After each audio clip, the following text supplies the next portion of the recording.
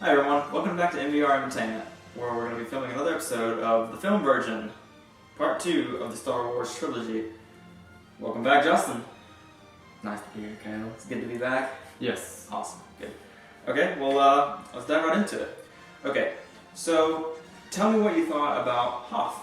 Very good effects. They put a lot of detail into the planet, and it really just added a lot to the fact that the rebellion hiding from the Empire. Sure. It was really a good place for them. So. Okay, what did you think about the Wampa attack? Or the abominable snowman from Rudolph the Red-Nosed Reindeer? It gave me more insight of kind of where Luke has come from the first movie to now. Right. As far as him using the Force and kind of training and getting better and getting ready for basically a fight. Sure, so kind of like a montage without the montage. Yes. To see what happened. Okay, that's good. Good way to put it. What did you think about the development of Han and Leia's romance? I thought it was very funny at times. It just added a lot. Just you could tell Leia wanted him, and he could tell. Right. So he really just laid into it with the questions and just really went at it, and it was kind of a funny thing at the same time. Now, what did you think about the giant battle where they found the base and the Empire was coming for it? You could tell definitely there was a lot more difference with how much they put into this movie. Like the first one, you could tell that it was kind of like, don't know how it's gonna do, can't put too much into it. People really didn't have faith in it at the time. Right. But that one was amazing, so then it just came out like, okay, now we can do something. People want to come see it. Put a lot more time into it, so with the Battle of Hoth, there was just more. It was a lot deeper, a lot more of a battle than how the first one kind of was. So what you're saying is that since the first movie blew up, they had a lot more budget to put towards the second movie, so they were able to add more features, Yes. more enemies to like attack on them. Yeah. No money, more problems. Getting more, expanded the universe even more with Star Wars. Sure. So what did you think about the escape off of Hoth from Leia and Han's perspective? I thought they were going to be captured, especially since Lightspeed wouldn't work. It just, what other options did they have? I mean, they had basically a whole army after this one ship. Didn't know where they would go with this. I mean, the option of taking it and going into the asteroid belt, very risky for them, but kind of last resort. And I like the concept of going in the hole of the asteroid. And also, I thought it was hilarious, especially when they're walking around and trying to repair the ship. They're like, wow, why is the middle of this asteroid so sticky? Then it just kind of clicked for me. I was like, that's not an asteroid. That's not an asteroid. Right. Get out! You know, it's just trying to yell to them. Just very funny. See Han firing the blaster. It just makes That's it not worse. helping. Okay, and what did you think about Dagobah? Very dark. Didn't know what to expect when he was showing up. Just seemed like no life could live on that planet. Right. That's Basically, a funny point that my girlfriend made. It was that there was snakes on the planet, and there's like no sun, and the reptiles, so they need some form of light. But all that aside, all right. So, what did you think about Yoda when he was first introduced? crazy. Really? Didn't, just thought he was kind of, what is it, like a dweller? Hermit. Is hermit the word you're going for? It just seemed like he wanted to be on his own, and just kind of annoying. Luke asks him where Yoda is, and he says, "Oh, take you to him, Marvel." And He was already there. he's already there. The thing was is that Luke wasn't expecting this small creature to be what he put in his mind, someone who trained Obi-Wan Kenobi, and he just imagined him to be a great warrior, which is kind of the point of his character. Oh yeah. Even the smallest of sizes Yeah, because I mean, can use the Force to be. it was in my mind. I think it's a really good shot of the movie is where Luke gets frustrated because his X-wing is completely sunk into the water after trying to lift it up with the Force, and he gets mad at Yoda and walks into the little hut.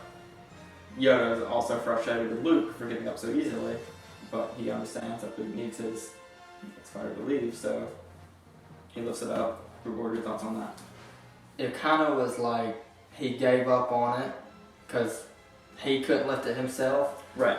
But Yoda basically showed him if you use the Force and use it for good and actually practice and go for it, this is what you can do to not give up. And that's what he says too. Like there is only do. There is no try. There's do or do not. And I did like that line. That was very good. What did you think about how when they did escape the asteroid field and they were going to go to light speed because they thought they repaired it and they still hadn't repaired it when they actually hit it on the scanner, so nothing actually picked them up on radar?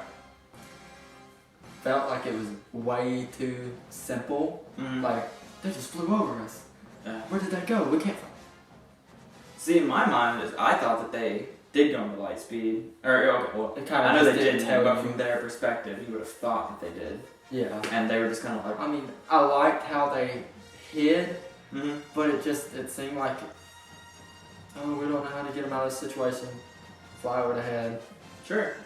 Like, how would they not still been able to track them? Boba, yeah. Boba, not Boba.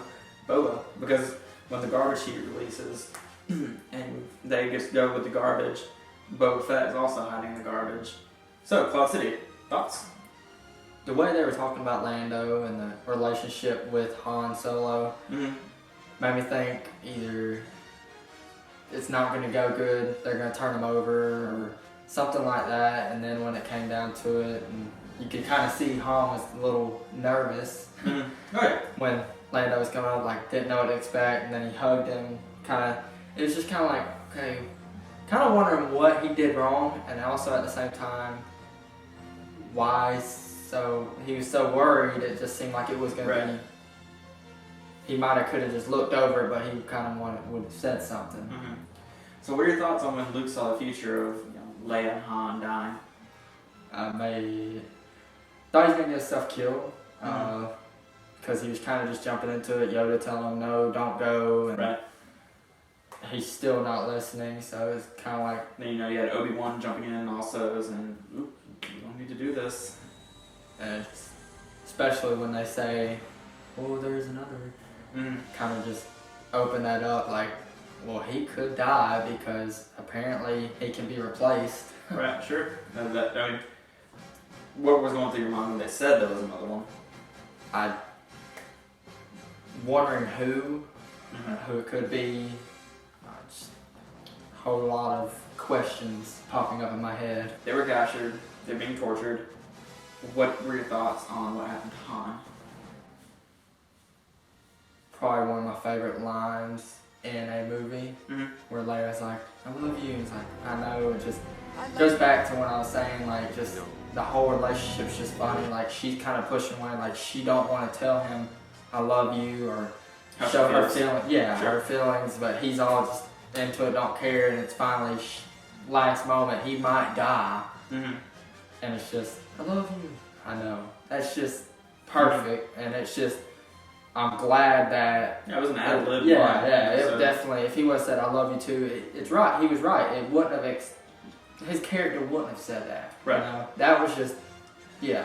Mm-hmm. With everything that happened between their relationship, where he's just at her about it, and she just don't want to come out.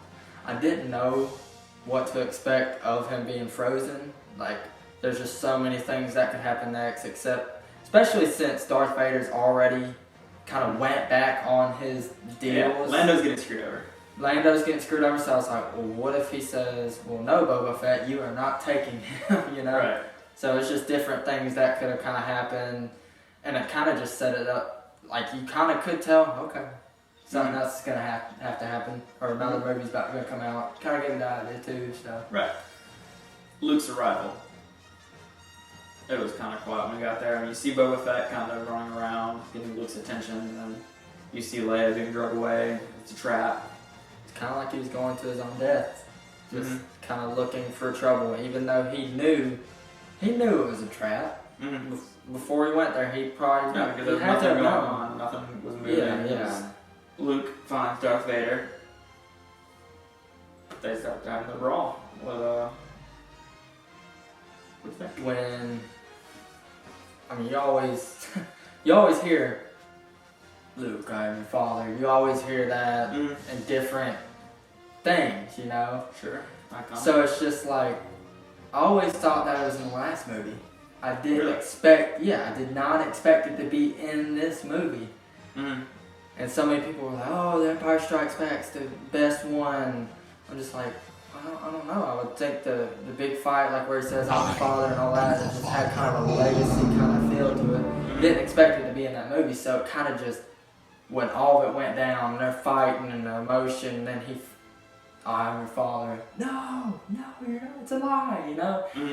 It just kind of blew up in my face, like wow, like Right. definitely did not expect it. Mm-hmm. So it was just like an amazing thing.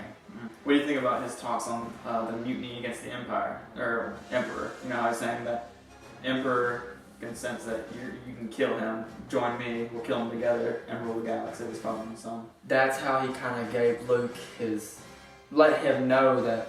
Well, not let him know. It kind of showed that he still had good in him. Mm.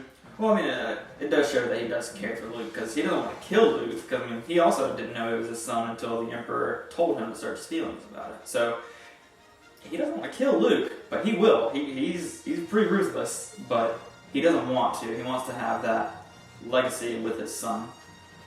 Thought it was pretty crazy when he kind of just leapt back Like, to his what were death. yeah? Did you think that he was killing himself, or what were your thoughts on that? I mean, Well, obviously there's a third movie, but It was kind of like either way I'm gonna die. I don't want to go to the dark side, so I'll just take my chances. What did you think about his rescue and him actually being able to talk to Leia through the Force? Well, you know, there's another that just kind of That answered opened it up that for you? all up.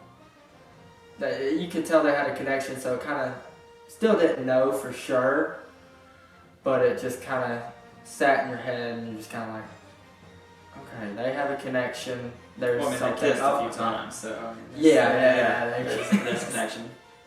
He's pulled on to the Millennium Falcon, and he keeps saying to himself, "Why would Ben lie? Why would he lie to me about my father?" Which, if you haven't seen the third one, of course, it kind of makes you wonder: is Luke going to turn against Obi-Wan because he did lie? So it kind of sets it up to where you don't know what's going to happen with Luke afterwards. I mean, he does go back to Dagobah to confront Yoda and Obi-Wan about this. I will kind of put it in a way. Well, Ben lied to me. Mm-hmm. What if this is the wrong side, or what is right? Mm-hmm. Kind of made it where, well, if they had to lie to me, why would they have to lie to me about this? Maybe they're wrong.